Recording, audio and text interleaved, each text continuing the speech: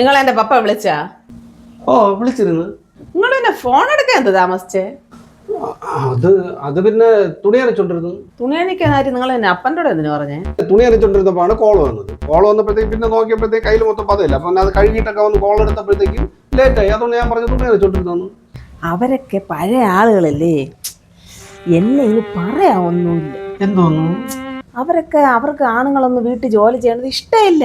അതിന് നമ്മളെ വീട്ടിലെ ജോലിയല്ലേ. ഇപ്പൊ ആണെങ്കിൽ മുറ്റം ഇവിടെ നമ്മൾ തൂക്കാറുണ്ട്, പാത്രം കഴുകാറുണ്ട്, തുണി അരയ്ക്കാറുണ്ട്. ഇതെല്ലാം നമ്മുടെ തുണിയല്ലേ, നമ്മുടെ ഇത് പണിയല്ലേ ചെയ്യണത്. അതൊക്കെ ചെയ്യാം, പക്ഷെ അത് പുറത്തുള്ളവരോട് അവരുടെ അടുത്തൊന്നും പറയാൻ പാടില്ല എന്നാണ് ഞാൻ ഉദ്ദേശിച്ചത്. അത് ഞാൻ ചെയ്യണ്ടെന്നാണ്. അങ്ങനെ പറയരുത്, ചെയ്യാം പക്ഷെ പുറത്തുള്ളവരോട് പറയരുത്. ഓ അപ്പൊ ഞാൻ ചെയ്യാം, അതായത് എല്ലാം ചെയ്യണം, പറയാൻ അപ്പൊ ഞാൻ ചെയ്യണം, പറയരുത്. ശരി ശരി പറഞ്ഞിരിക്കുന്നു. അപ്പൊ ഞാൻ ചെയ്യണം പക്ഷെ പറയരുത്. എന്തെടുക്കണം?